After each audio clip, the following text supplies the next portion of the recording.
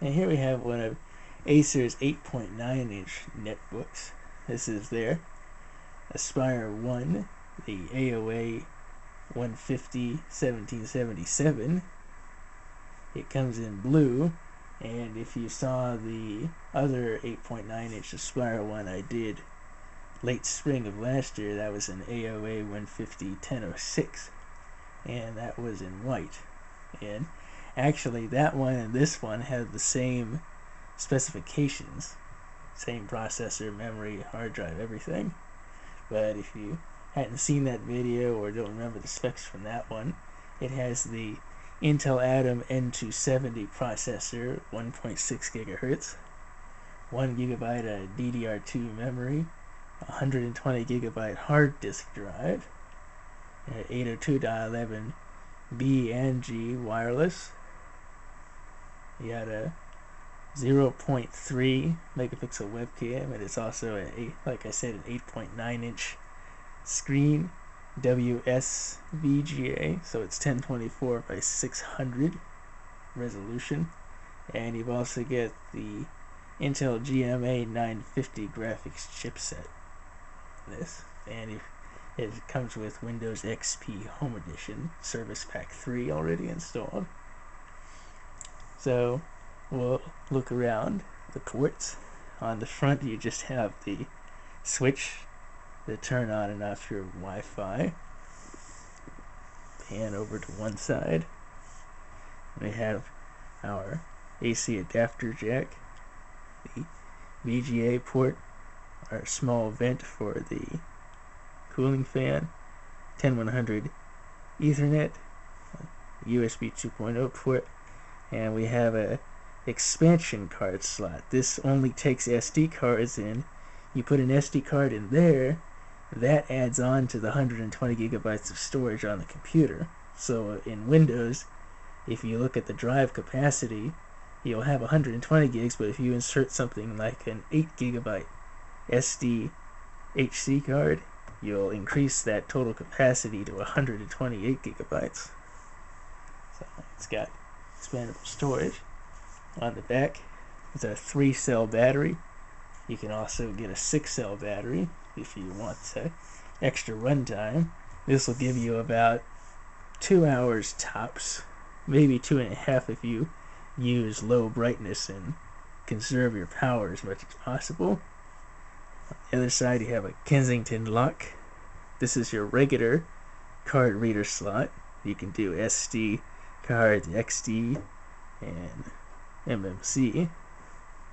2 USB 2.0 ports, and your microphone and headphone jack. And before we start up here, let's let the show. In the box, you get your AC adapter, get all your manuals and user guides, and you also get this little slipcase, and this slips in from the top.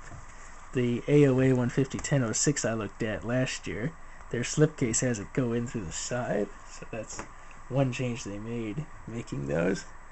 So before I get to that, let's turn it upside down, see what's on the bottom. On the bottom, the only user serviceable part is your memory there. So if you want to upgrade to 2 gigs, you can open that up and take the 1 gig stick out and put a 2 gig stick in there, and that'll give you 2 gigs of memory. And like I say, we'll open it up and see if I can raise this a little bit. It's going to be tricky. I raised it up. It's not going to be enough for that.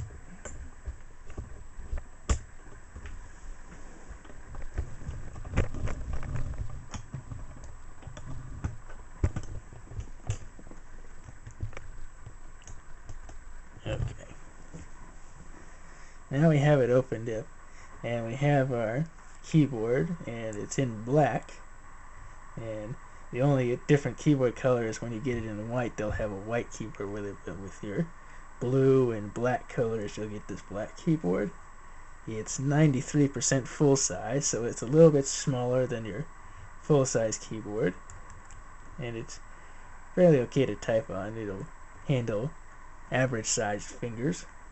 Below that is your touchpad, and they've put your left and right buttons on the sides, so left click, right click.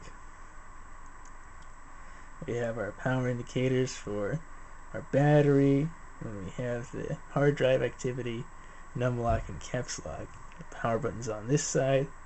Here's that 8.9-inch WSVGA screen with the 0.3 megapixel webcam on top. We got 5 minutes. And this on. Now I have it in standby right now, so we don't have to wait for the boot time, but expect about 1 minute at most to get into Windows from a cold boot. Do that. So right now we're at the desktop, and I'm already connected to the Wi-Fi network. So it's right there.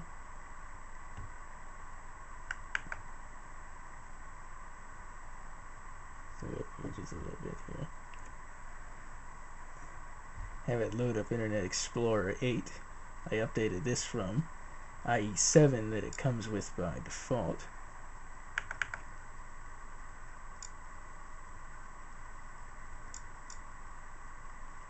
And again, it's a netbook, so it's intended for web surfing and doing email, internet related tasks like that. Now with the hard drive space, you can put your music and stuff on that and be able to take it with you. You can do that. YouTube playback is okay. You're obviously not going to get high definition playback with the Intel Atom N270 in here. Just can't handle the load for that. But you can play regular standard definition videos in both the window and full screen on this just fine. So no problems there. Let's see.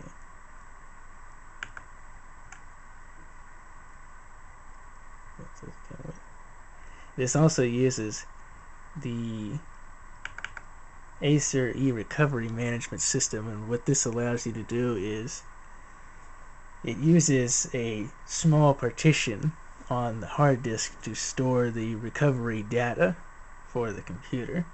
So you can actually restore this computer without needing an external optical drive that you would have to buy separately, because some netbooks, they ship you the restore disks, but you don't have a drive to do that. They would require you to actually go out and buy one. This, you won't have to do that because it's built in on the system. You can restore it. When it starts up, you just press F9. That'll bring up the Acer eRecovery Manager. You can restore it from there. And this is loaded in Windows. I can restore the system to factory default by clicking the top there. And I can do that if I wanted to. Not going to do it right this moment, but maybe sometime in the future. So that's an added convenience. Some of the pre-installed software it comes with is, programs like InterVideo, WinDVD. In case you do get an external DVD player, you can hook it up and be able to play your DVD movies on here. Let's see what else. It still comes with the standard suite of software like the Microsoft Office 2007 2-month trial of Home and Student, and you also get a trial edition there of Norton Internet Security. I take those off because I put my own licensed copies on here.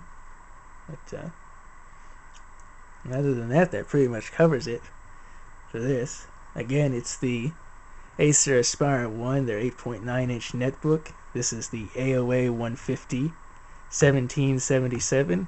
Comes in blue with the 3-cell battery, and Intel Atom N270 processor, a gig of memory, 120 gig hard drive, and the 802.11 BG Wi-Fi. So that's it for this.